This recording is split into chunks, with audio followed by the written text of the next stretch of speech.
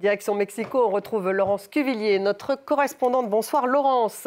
On peut dire que Mexico était en liesse hier soir, puisque c'est la maire de Mexico qui l'emporte. Quelle est la clé du succès de Claudia Sheinbaum ?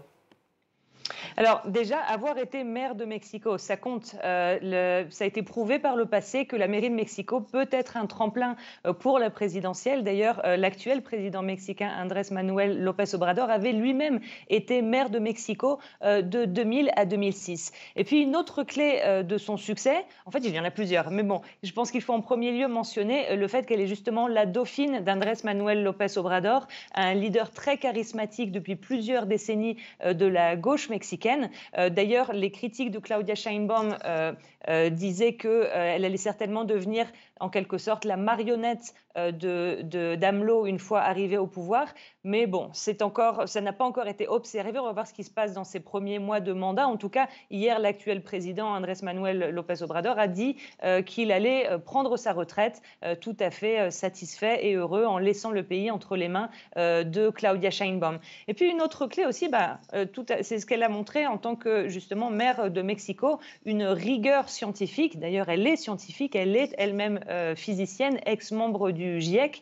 Et cette rigueur dans sa manière de faire de la politique, d'être à l'écoute de ses collaborateurs, de mettre des propositions à l'épreuve de la réalité, de les réajuster si besoin, eh bien, c'est un style qui paraît plaire en fait aux Mexicains. Donc on va voir si cette rigueur scientifique à l'épreuve de la politique à la tête d'un pays comme le Mexique pourra lui réussir. Et justement, impunité zéro, c'était son discours, Laurence. C'est ce qu'elle promet, Claudia Sheinbaum, dans un pays qui enregistre 80 homicides par jour, perpétrés à 75% par des groupes criminels qui contrôlent des pans entiers du territoire. Quelle est sa marge de manœuvre ? Alors oui, justement, c'est un des paradoxes de cette élection, c'est qu'elle a été élue avec un score tellement écrassant, près de 60%, alors que justement son prédécesseur et mentor politique, Andrés Manuel López Obrador, va bientôt clore le mandat le plus sanglant de l'histoire du Mexique, avec 187 000 homicides.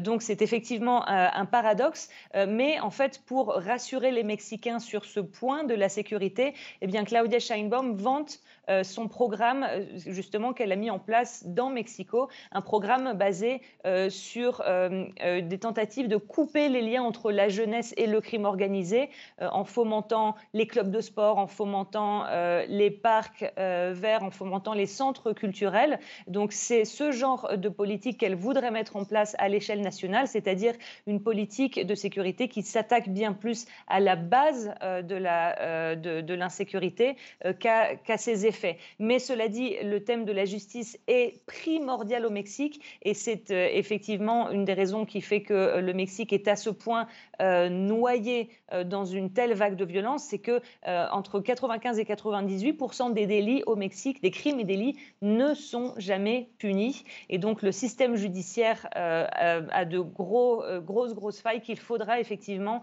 sur laquelle il faudra effectivement porter toute son attention. Ce sera la principale mission certainement de Claudia Sheinbaum lorsqu'elle entrera au pouvoir au palais présidentiel le 1er octobre prochain. Merci Laurence. Laurence Cuvillier, donc en direct de Mexico.